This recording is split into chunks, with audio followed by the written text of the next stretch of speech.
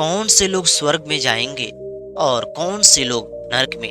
दोस्तों, बहुत सारे लोगों के मन में ये सवाल उत्पन्न होता है और वे सोचते हैं कि कौन से लोग स्वर्ग में जाएंगे और कौन से लोग नरक में जाएंगे। क्या जो अच्छा काम करते हैं वे स्वर्ग में जाएंगे? क्या जो बुरा काम करते हैं वे हमेशा नरक में जाएंगे? उनके लिए हमेशा नरक ही बना है। तो दोस्तों, इस बात की जवाब हाँ और ना दोनों हो सकती है। आइए मैं आप लोगों को एक कहानी के माध्यम से इसे समझाने का प्रयास करता हूँ। किसी गांव में रामू नाम के एक किसान रहा करता था। जो किसान अपनी खेती बाड़ी में बहुत ज्यादा माहिर था और वे खेती करके अपने जीवन को चलाता। उसी के खेत के बगल में एक और भी किसान का खेत था जिसका नाम था मोहन। रामू और मोहन दोनों एक ही खेत के अगल बगल में अपनी खेती करते थे। एक साल उनकी फसल बर्बाद हो गई और बर्बादी का कारण यही था कि कड़ी धूप हो गई। उन दोनों ने एक बार फैसला किया कि हम एक काम करते हैं, दोनों मक्के का खेती करते हैं। मक्के का खेती करके हम ज्यादा से ज्यादा मुनाफा कमा पाएंगे। तभी वह दोनों ने मक्के का खेती किया, लेकिन जंगली जानवरों को इतनी ज्यादा प्रभाव था कि वह जंगली जानवरों ने उनकी मक्के का फसल को पूरी तरह से तहस नहस कर दिया, यानी कि पूरी तरह से बर्बाद हो गया। पिछली बार तो जितना ज्यादा नुकसान नहीं हुआ था, इस बार उससे कई गुना नुकसान हो गया। तभी वह रामू और मोहन सोचने लगे कि अब हमें क्या करना चाहिए। उन्होंने सोचा कि हम एक काम करते हैं, इस खेत के चारों तरफ से लोहे की बाड़ लगा देते हैं, जिसकी वजह से कोई भी जानवर आएगा उसे वह बाड़ चुभेगा और वे वहां से भाग निकलेगा। और वे उन्होंने एक साथ पैसे लगाकर उसी तरह काम किया और उन्होंने फसल उगाई और फसल फिर ठीक से हो गया। इस बार जंगली जानवर नुकसान नहीं कर पाए। रामू कहने लगा कि देखो मोहन, हमारी बुद्धि काम आ गई है, हम एक काम करते हैं, हम और ज्यादा खेतों में इसी तरह बाण लगाते हैं और हमारे खेतों में कोई भी जंगली जानवर नहीं आएगा। अगर वह आएगा तो अपने जीवन से हाथ धो बैठेगा। और उन्होंने ऐसा ही किया। उसके चारों खेतों की तरफ फिर से बाढ़ लग गई।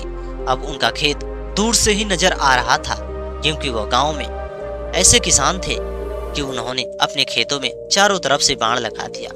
धीरे धीरे समय बीत रहा था। एक दिन एक हिरन अपने बच्चों को लेकर जा रही थी।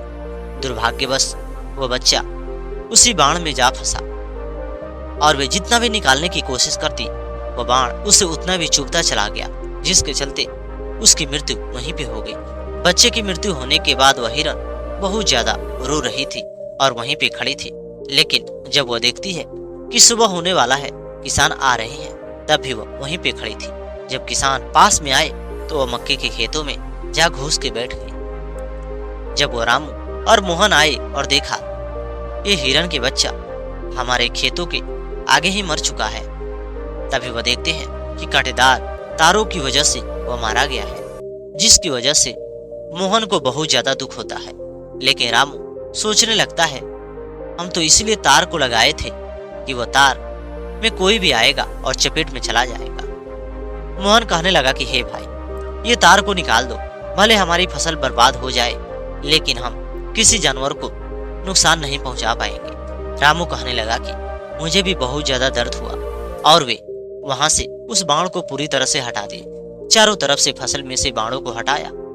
उसके बाद उनसे एक व्यक्ति ने कहा कि तुम तो अपने आप को यह साबित कर रहे थे कि हम लोग बहुत अच्छे हैं, हम लोग बुरे नहीं हैं, हम हमेशा अच्छा ही काम करेंगे।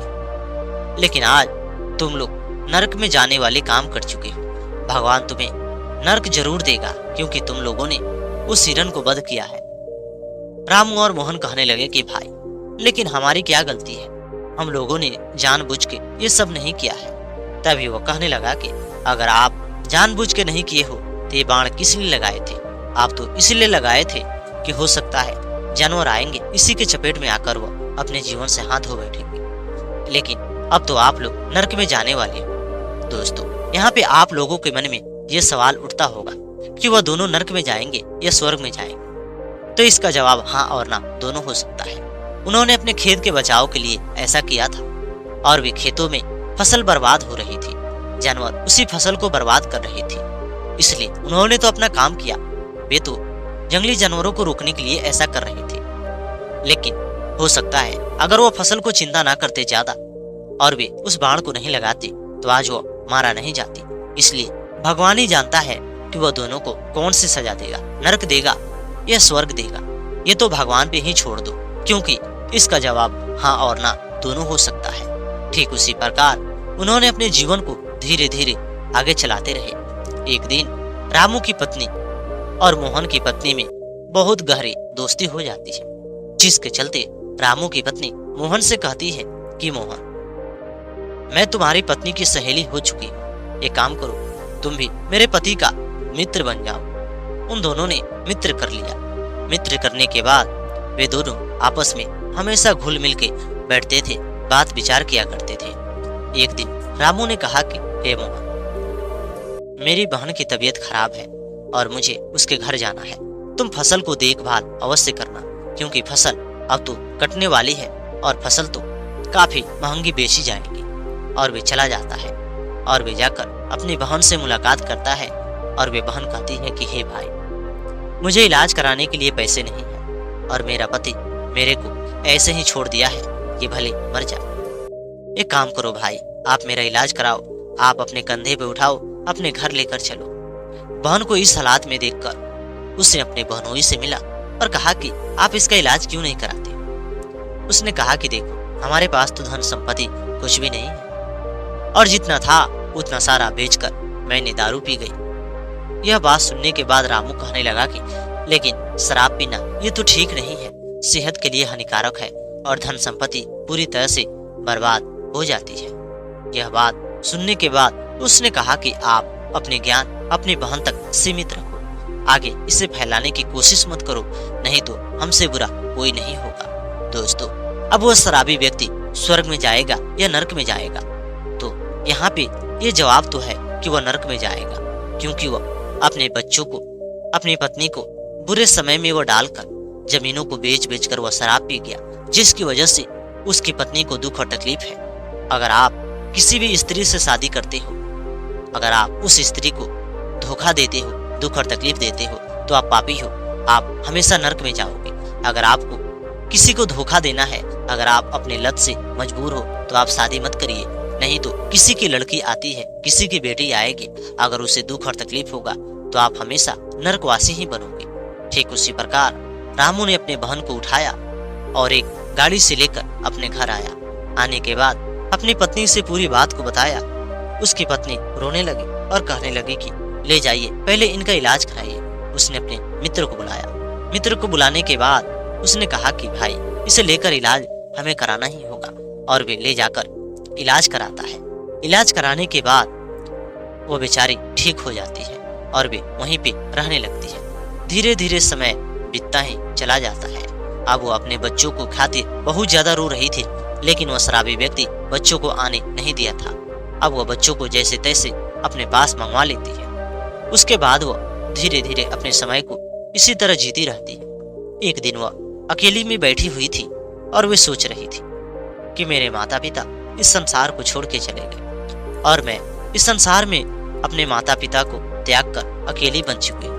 लेकिन एक तो मेरा भाई और भौजाई है, जो इस संसार में दो ही लोग मेरा सहारा है। एक काम करती हूँ कि मैं अपने हिस्से का हक अपने भाई को ही उसके नाम कर देती हूँ। क्या पता कल के दिन मेरे औलाद मेरे भाई से जबरदस्ती धन और संपत्ति छीन ले तो ये ठीक नहीं होगा। उसने अपने भाई और भौजाई से कहा कि मेरे मन में एक ख्याल उत्पन्न हो रही है, और वे ख्याल ये है कि मैं अपने हिस्से की संपत्ति आपके नाम करना चाहती हूँ। यह बात सुनने के बाद वह रामू बहुत ज्यादा खुश हुआ और रामू कहने लगा कि हे बहन, ये तो अच्छी बात है, आप अपनी संपत्ति हमारे नाम कर दो और तुम्हारा जीवन मैं ऐसे ही व्यतीत कर ही दूंगा। उसके बाद वह बहन तैयार हो गई और वे वकील को बुलाकर लाया और जमीनों को उसके नाम ही कर दिया। लेकिन यहाँ पे एक सवाल हो रहा है कि वो रामू स्वर्ग में जाएगा या नरक में। इसका जवाब भी हाँ और ना दोनों हो सकता है, लेकिन ज्यादातर रामू को यही सोचना चाहिए कि मैं भले अपनी बहन को जिंदगी को ऐसे ही संवार रहा हूँ, लेकिन मैं इसकी धन और संपत्ति को अपने नाम क्यों करवाना चाहूंगा। अगर कोई भी भाई अपने बहन से उसकी धन और संपत्ति को अपने नाम कराता है और वे बहन जबरदस्ती उस धन और संपत्ति को देती है। वे भाई लेना भी नहीं चाहता है, तो भाई को यही सोचना चाहिए कि हमें नहीं लेना है। अगर आप ले लेते हो तो आप दोषी ठहर जाओगे। अगर आप जबरदस्ती ये भी सोच रहे हो कि जबरदस्ती मेरी बहन मेरे नाम कर दे, अगर बहन का मन भी नहीं है उसके बावजूद भी आप उससे जबरदस्ती अपने नाम ही कराना चाहते हो, तो आप तो नरक के वासी बनोगे, आप नरक में ही जाओगे। क्योंकि कोई भी भाई अपने बहन से जबरदस्ती उसकी धन और संपत्ति अपने नाम नहीं करा सकता। अगर ऐसा वो करता है तो वह नरक के शिकार बनेगा, वे नरकवासी ही बनेगा। यहाँ पे वह रामू स्वर्ग में भी जा सकता है और नरक में भी वह जा सकता है, क्योंकि वह उसकी बहन जब उसके नाम कर रही है तो उसे रोकना ही चाहिए।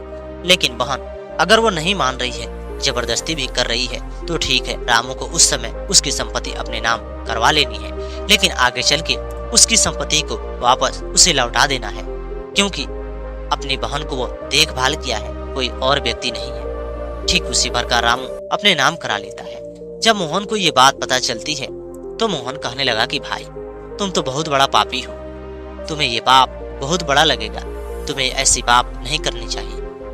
तुम तो अपनी बहन की संपत्ति अपने नाम करा चुके हो। वह कहने लगा कि मैं क्या करूं, मेरी बहन मेरे को अपनी संपत्ति मेरे नाम कर रही है। और धीरे धीरे संपत्ति को लालच में वह रामू अपनी बहन को देखभाल करता, लेकिन आगे चल के उसकी पत्नी, रामू की जो पत्नी थी, अपने ननद से लड़ने लगी, उसके बच्चों को देखकर जलने लगी और वे बेचारी को दुख और तकलीफ होने लगा, जिसकी वजह से अब वो बहुत ज्यादा रोने लगे और कहने लगे कि मेरे को अपनी संपत्ति वापस दे दो, मुझे अपनी संपत्ति चाहिए, मुझे आप लोगों के घर नहीं रहना है। लेकिन रामू वापस नहीं कर रहा था। मोहन ने जाकर कहा कि भाई तुम तो पहले से ही पापी बन चुके हो, अब तो पाप से छुटकारा पाओ, इसकी संपत्ति को वापस दे दो, नहीं तो तुम्हें बहुत बड़ा पाप लगेगा। उसने कहा कि भाई मैं पाप की भागीदारी नहीं, मैं तो इसके मर्जी के खिलाफ इसके धन और संपत्ति को नहीं लिया, इसने जबरदस्ती मेरे को दिया है। तभी वह मोहन कहने लगा कि भाई ये धन और संपत्ति ठीक है, अगर वह जबरदस्ती दे चुकी है, लेकिन अब तो मांग रही है, अब तो उसके नाम दे दो। वह कहने लगा कि क्यों दे दूं, मैंने तो कई वर्षों से उसका समय बिताया। और वे रामू देने के तैयार नहीं था, लेकिन बाद में उसने सोचा कि मैं दे ही देता हूँ, और वे उसके नाम संपत्ति कर देता है। उसके बाद वह उसी संपत्ति को बेचकर उसी गांव में अपने बेटे को पालन पोषण करके आगे बढ़ा रही थी। समय धीरे धीरे बीतता ही चला जाता है। जब वह बेटा आगे चल के वो पैसे कमाने लगा, सब दुख और दूर हो गया, तभी वह उसका पिता वहां पे आया। आने के बाद उसने अपनी पत्नी के पैरों में गिरकर माफी मांगने लगा और कहने लगा कि मुझे माफ कर दो, अब मेरे साथ चलो। लेकिन पत्नी इनकार कर रही थी, क्योंकि पत्नी जानती थी ये पैसे की वजह से ऐसे कर रहा है। अभी भी ये नशीले पदार्थों का सेवन करना बंद नहीं किया है और ये हमेशा नशीले पदार्थों का ही सेवन करता है। इसके साथ कौन जाएगा, इसके साथ जाकर ठीक नहीं होगा। और वे जाने से सीधे इनकार करती है। रामू के जो बहन थी वहां पे कुछ स्त्रियां इकट्ठा हो गई। जब ये सब हो रहा था, वे कहने लगी कि देखो, एक पति माफी मांग रहा है और दूसरी तरफ पत्नी माफ नहीं कर रही है। तभी वह कहने लगी कि तुम लोग नहीं जानते हो कि वह पापी इंसान कैसा है, मैं तो उसके साथ कई वर्षों से जीवन को व्यतीत कर रही हूँ। वे पैसे के लिए ही मेरा पैर पड़ रहा है और वे पैसे लेकर फिर से शराब पीने चला जाएगा। रामू की बहन अपने जीवन में अपने बेटे को पालन पोषण करके बड़ी की थी, जिसका फल आज उसे मिल रहा था। मोहन और रामू धीरे धीरे उनमें दोस्ती खत्म होने वाली थी, क्योंकि मोहन उसे कहा था कि आप उसकी धन और संपत्ति लौटा दो, जिसके चलते रामू ने लौटाया। आज वो अपनी पत्नी से तना सुन रहा है और उसे दुख और तकलीफ हो रहा था। रामू ने कहा कि भाई मोहन, अब हमें हमारे खेतों में अलग अलग तरह की फसल उगाएंगे, अब हम एक साथ व्यापार नहीं करेंगे। उसने पूछा कि बात क्या है। उसने कहा कि तुमने मेरे को इतना ज्यादा बात को बताया और तरह तरह के कानों में बातों को कहते रहे, जिससे मैंने अपनी बहन को संपत्ति दे दिया। देखो, मैं तो गरीब हो रहा हूँ, मेरी संपत्ति से वह आगे बढ़ रही है। उसने कहा कि भाई, ये तुम्हारी बहन है, अगर तुमसे आगे बढ़ रही है तो इसमें जलने की क्या बात है। इसमें तो तुम्हें खुशी होने की बात है कि तुम्हारी बहन आगे बढ़ रही है। उसने कहा कि नहीं, मुझे तो अपनी बहन को इतनी आगे देखना ठीक नहीं लगता है। उसने कहा कि भाई, इंसान तो इसी में लगा पड़ा है और उसे ऐसा नहीं सोचना चाहिए। रामू हमेशा अपनी बहन से बात नहीं करता और वे मोहन से भी बात नहीं करता। धीरे धीरे समय बीतता ही चला जाता है। एक दिन सन्यासी रामू के घर पे आए, उससे भिक्षा मांगे। रामू की पत्नी भिक्षा लेकर निकलती है और उन्होंने कहा कि बेटी, तुम्हारा मुंह बहुत ज्यादा सूखा पड़ा है, बात क्या है? क्या तुम्हें कोई परेशानी है? उसकी पत्नी रोने लगी और कहने लगी कि बाबा क्या बताए। एक मेरी ननद है, उसने मेरे घर पे रह के अपने जीवन को व्यतीत किया, अपने इलाज करवाया, सब कुछ किया, लेकिन जैसे उसका बेटा बड़ा हुआ, उसने हमारे से हिस्से लेकर और भी दूसरी जगह अपने घर बना लिया और धीरे धीरे हमारे जैसे बन रही है। मैं बहुत ज्यादा दुखी हूँ। वो बाबा कहने लगे कि बेटी, इसमें दुखी होने की क्या बात है? तुम भी मेहनत करो और तुम भी आगे बढ़ जाओगी।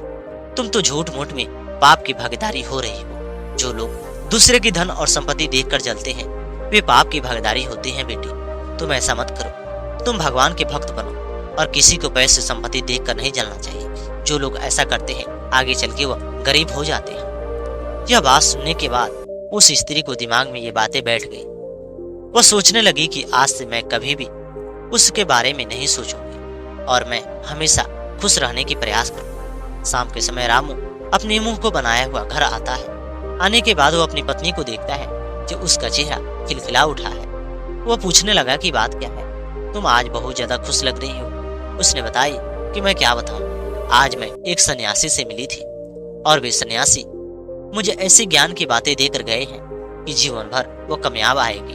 उन्होंने कहा कि बेटी, दूसरों को धन और संपत्ति देखकर जलने वाले स्त्री हो या पुरुष हो, वे हमेशा नरकवासी बनते हैं और तुम भगवान के भक्त बनो। नरक में जाने से अच्छा है कि भगवान के भक्त बन जाओ। जो लोग दूसरे की धन और संपत्ति देखकर जलते हैं, वे आगे चल के गरीब हो जाते हैं। उनके पास कुछ भी नहीं बचता है, जिसके चलते आज से हम लोग तुम्हारी बहन के बारे में सोच के परेशान हो रहे थे, हम नहीं सोचेंगे। और उसके बाद उन लोगों ने जलना बंद कर दिया। धीरे धीरे समय बीत रहा था।